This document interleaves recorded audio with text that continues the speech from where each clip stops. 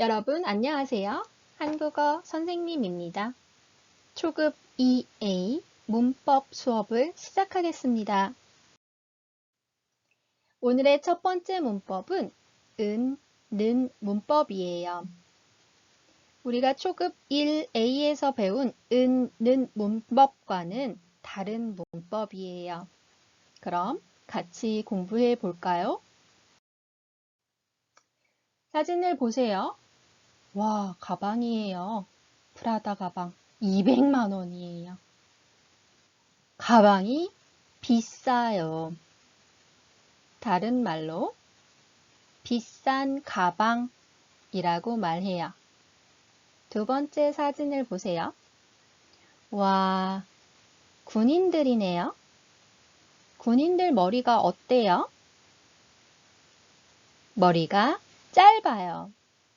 다른 말로 짧은 머리라고 말해요. 첫 번째 예문에서 비싸다 형용사에 니은이 붙어서 말했어요. 두 번째 예문에서 짧다 형용사에 은을 붙여서 말했어요.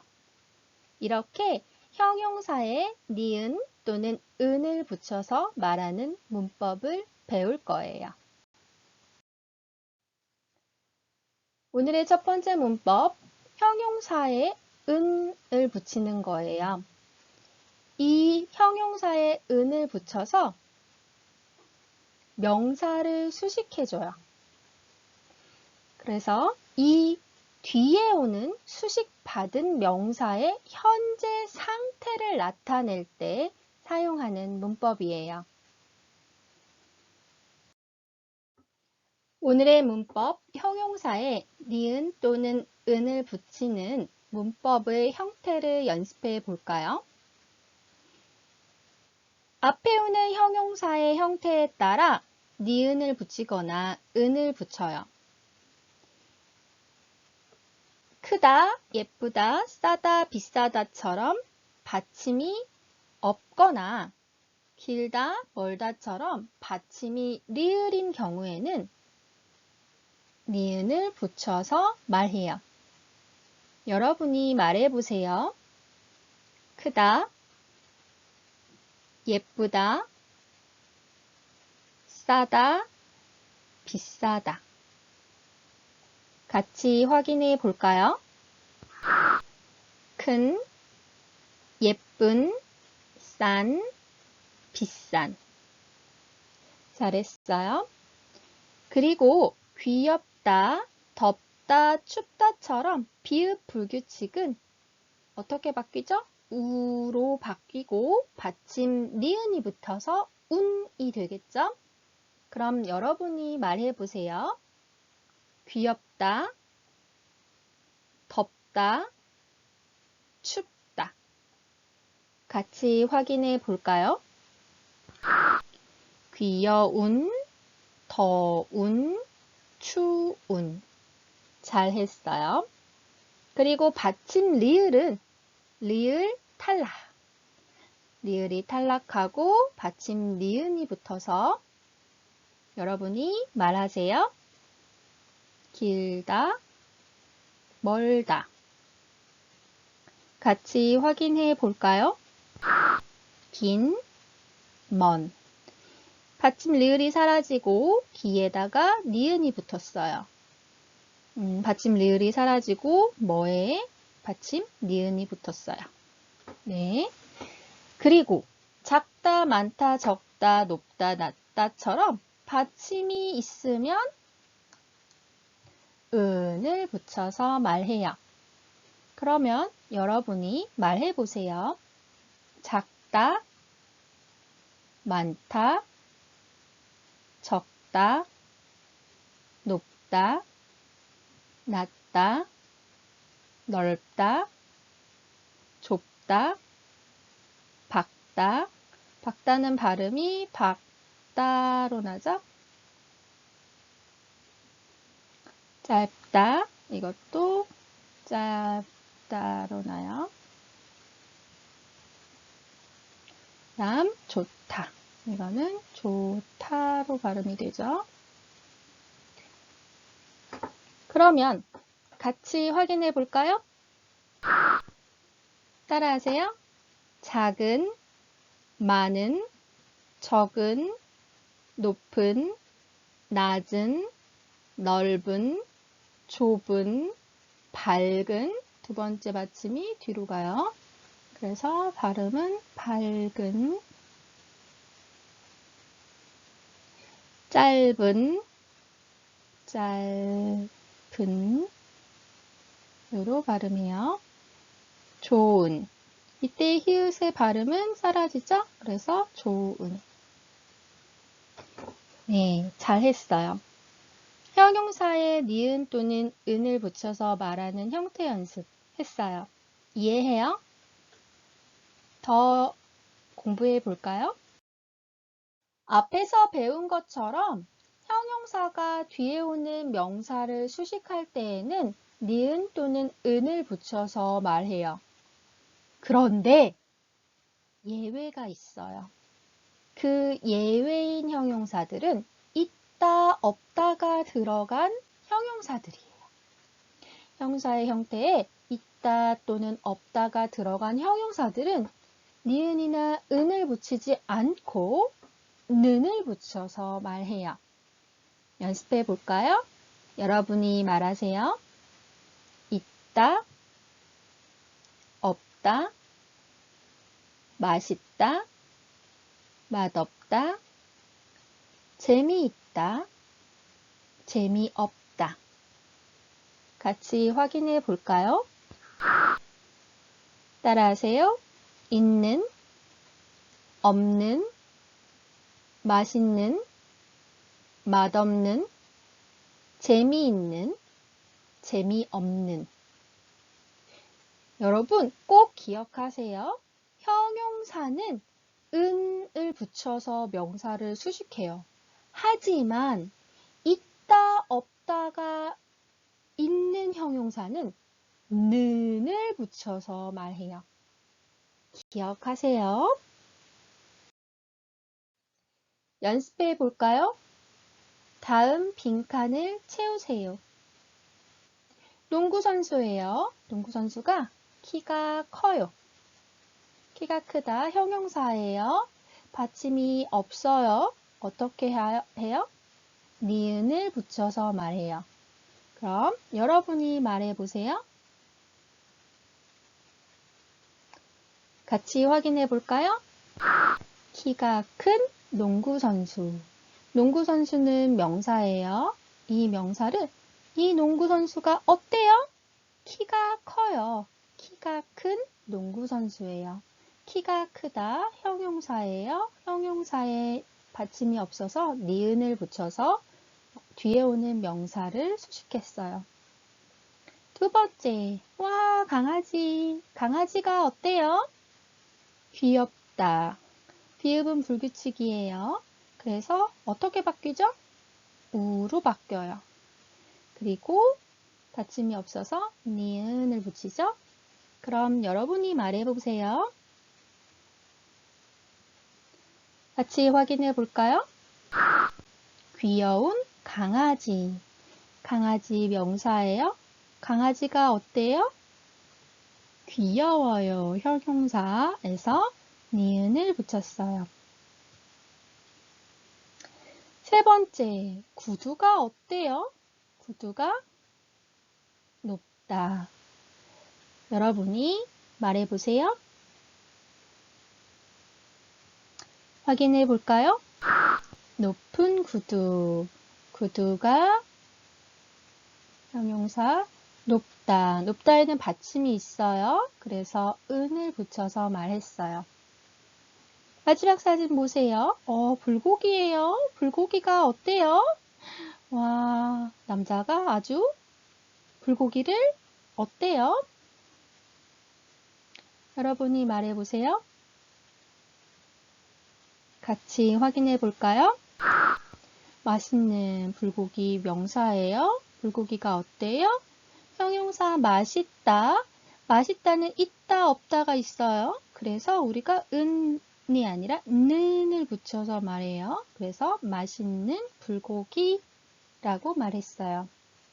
여러분 어때요? 형용사가 뒤에 오는 명사를 수식할 때 형태가 바뀌는 것 이해해요?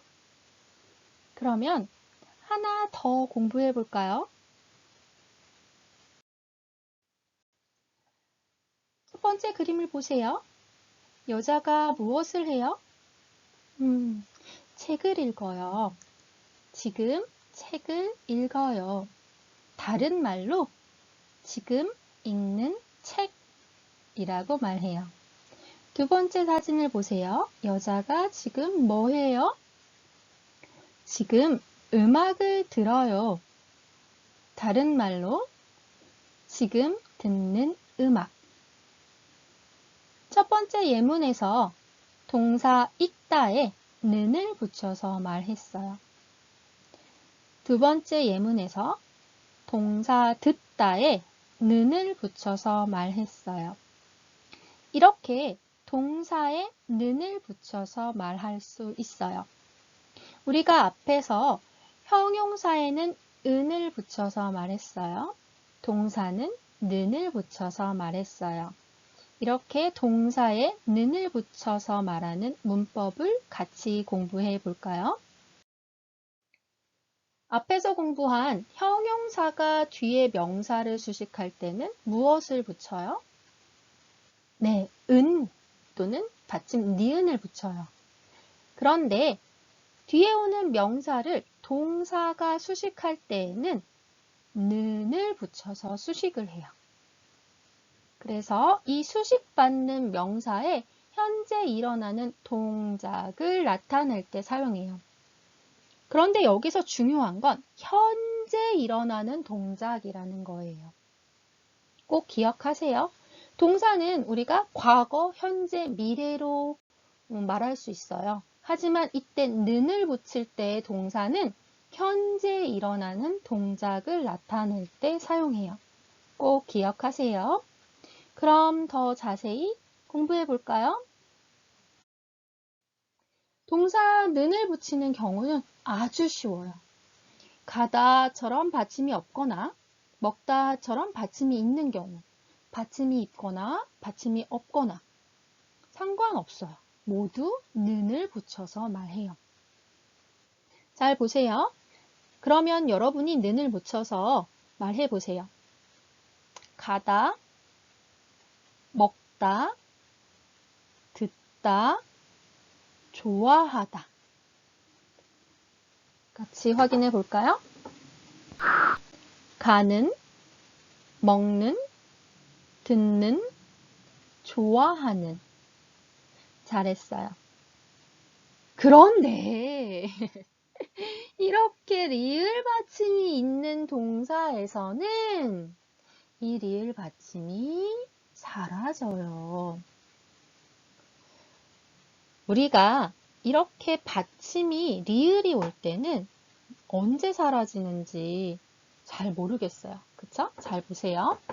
받침, 이렇게 동사의 받침 리을이 있을 때 뒤에 니은, 비읍, 시옷의 자음이 오면 리을 받침이 사라져요. 그래서 는도 보세요. 니은이에요. 그죠?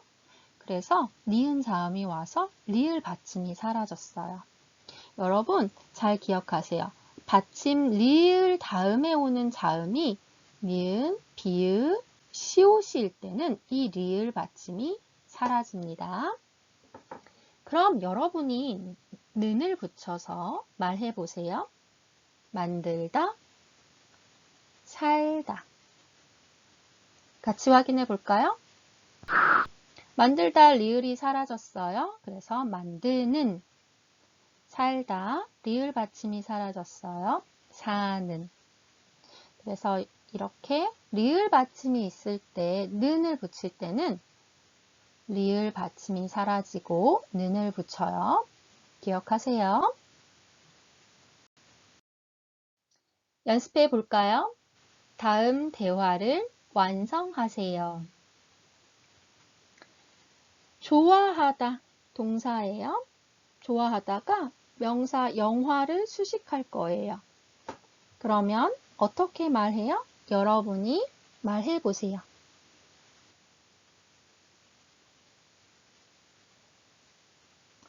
같이 확인해 볼까요?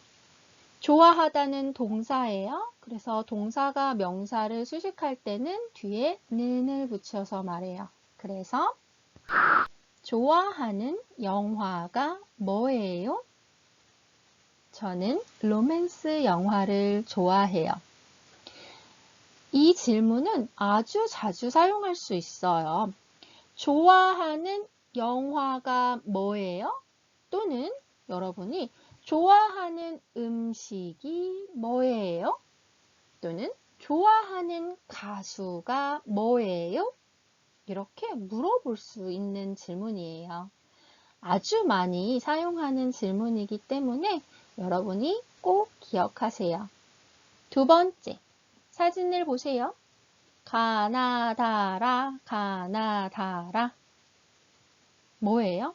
네, 한국어예요. 한국어를 배워요. 배우다 동사예요. 외국어, 영어, 한국어, 중국어, 이런 것들을 외국의 언어, 외국어라고 해요. 이 명사를 수식해요. 여러분이 말해 보세요.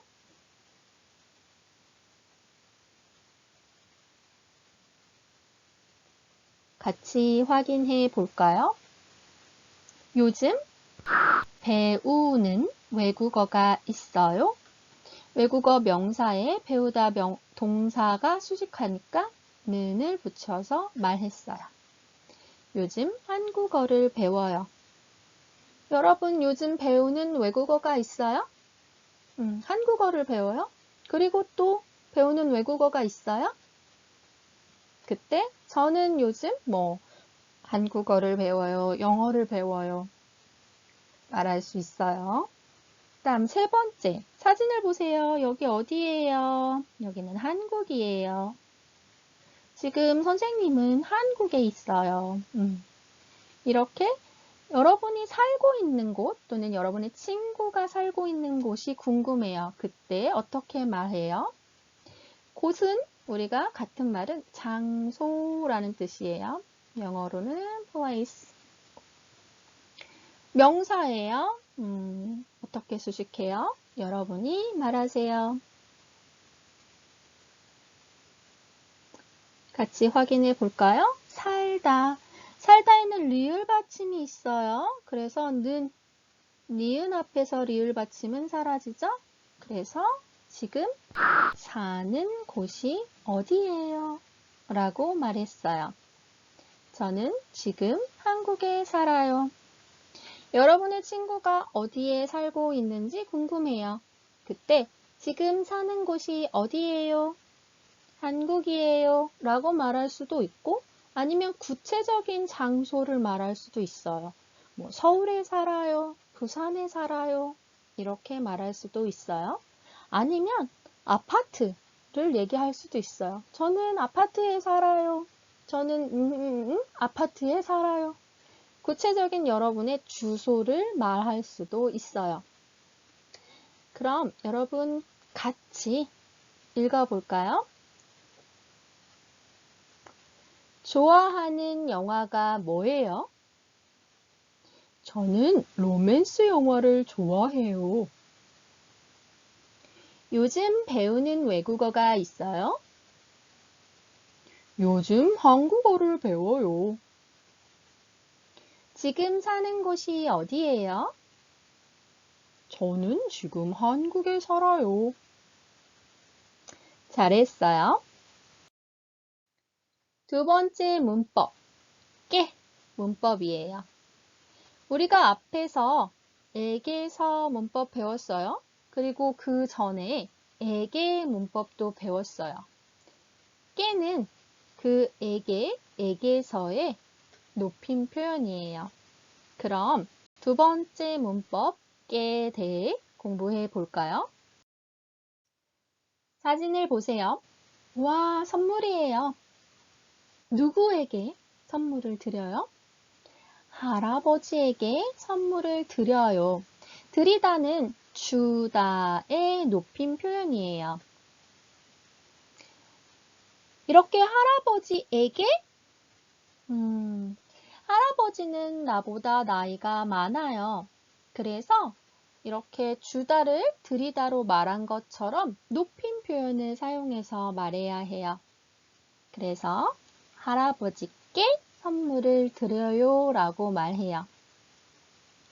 두 번째 사진을 보세요. 선생님이에요. 학생이에요. 학생이 지금 손을 들고 선생님에게 질문을 했어요. 선생님에게 질문을 했어요. 그런데 선생님도 나보다 높은 사람이에요. 이때는 나이가 아니라 나보다 사회적 지위가 높은 사람이에요. 교실에서 나는 학생이고 선생님은 선생님이니까 교실에서는 나보다 사회적 지위가 높아요. 그래서 이때는 높임 표현을 사용해야 해요. 선생님께 질문을 했어요. 이렇게 말해요. 첫 번째 예문 할아버지께, 두 번째 예문 선생님께. 이렇게 할아버지, 선생님 모두 명사예요. 명사에 깨를 붙여서 말했어요. 오늘의 문법, 깨 문법에 대해 더 자세히 공부해 볼까요? 명사 뒤에 깨를 붙여서 어떤 행동에 영향을 받는 대상을 높일 때 사용해요. 보통 honorific particle이라고 영어로 이야기를 해요. 그래서 이때 오는 명사는 높임의 대상이에요. 그래서 선생님, 할아버지 이렇게 높임의 대상이 올 때 깨를 붙여서 말해요. 그럼 깨를 어떻게 붙이는지 연습해 볼까요? 명사에 아버지, 어머니처럼 받침이 없어요. 부모님처럼 받침이 있어요. 이렇게 받침이 없거나 받침이 있거나 상관없이 깨를 붙여서 말해요. 여러분이 깨를 붙여서 말해 보세요. 아버지, 어머니, 부모님, 할아버지, 할머니, 조부모님, 선생님, 사장님, 회장님. 같이 확인해 볼까요? 따라하세요.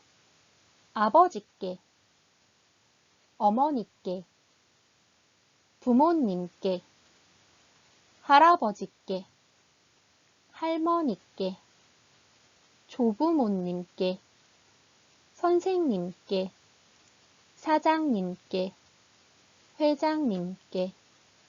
잘했어요. 이때 부모님은 아버지, 어머니 모두를 부모님이라고 해요. 영어로는 parent. 그 다음 할아버지, 할머니를 조부모님이라고 해요. 영어로는 grandparent. 그 다음 사장님, 회장님. 사장님과 회장님이 있어요. 누가 더 높은 사람이에요? 회장님이 가장 높은 사람이에요. 이렇게 나보다 나이가 많거나 사회적 지위가 높은 사람들, 이런 사람들이 대상이 되는 명사로 오면 깨를 붙여서 말해요. 그럼 더 연습해 볼까요? 다음 문장을 높임 표현으로 바꾸세요. 동생에게 편지를 보내요. 편지를 보내요. 동생, 나보다 나이가 적어요. 그래서 에게를 사용했어요. 그런데 동생 대신 부모님으로 바꿔서 말하면 어떻게 말해요? 같이 확인해 볼까요? 부모님께 편지를 보내요. 잘했어요. 두 번째, 뭐예요? 숙제예요, 숙제. 친구에게 숙제를 냈어요. 우리가 submit the homework 할 때 숙제를 내다 라고 얘기해요. 또는 숙제를 제출하다 라고도 말해요. 그래서 숙제를 내다, 숙제를 냈어요. 친구 나하고 나이가 비슷해요. 그래서 에게를 사용했어요. 친구 대신 선생님으로 바꿔서 말해보세요. 같이 확인해 볼까요? 선생님께 숙제를 냈어요. 깨를 했어요. 또는 뭐 숙제를 냈어요, 숙제를 제출했어요 말할 수 있어요. 같은 뜻이에요. 마지막, 지금 여자가 전화해요. 친구에게 전화해요. 친구를 어머님으로 바꿔서 말해보세요. 확인해 볼까요? 어머니께 전화를 드려요. 여러분 잘 보세요. 어머니께 에게를 깨로 바꿨어요. 그리고 전화를 해요를 전화를 드려요로 바꿔서 표현해요. 네, 여러분 이렇게 문장을 높임 표현으로 바꿀 수 있어요? 잘했어요. 그러면 깨 문법을 더 배워볼까요? 우리가 전에 에게 또는 한테 문법을 배웠어요. 보통 에게나 한테 문법이 올 때는 뒤에 주다 또는 물어보다가 와요. 그런데 높임 표현으로 바꿀 때는 에게나 한테를 깨로 바꾸고 주다는 드리다로 물어보다는 여쭤보다로 바꿔서 말해요. 주다 높임 표현은 드리다. 물어보다의 높임 표현은 여쭤보다예요. 그럼 다음 문장을 높임 표현으로 바꿔서 말해 보세요. 친구에게 선물을 줘요. 여러분이 말하세요. 확인해 볼까요? 할아버지께 선물을 드려요. 잘했어요.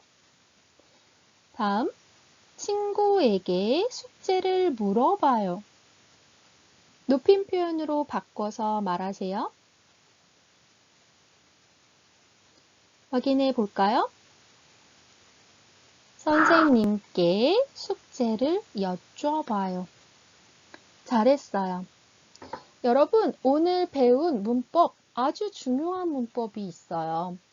뒤에 오는 명사를 수식할 때 형용사는 은을 붙이고 동사는 는을 붙여서 뒤에 오는 명사를 수식해줘요. 그리고 에게 또는 한테의 높임 표현은 뭐예요? 깨예요. 잊지 마세요. 오늘 공부한 문법들 꼭 복습하세요. 오늘은 여기까지. 감사합니다. 다음 시간에 만나요.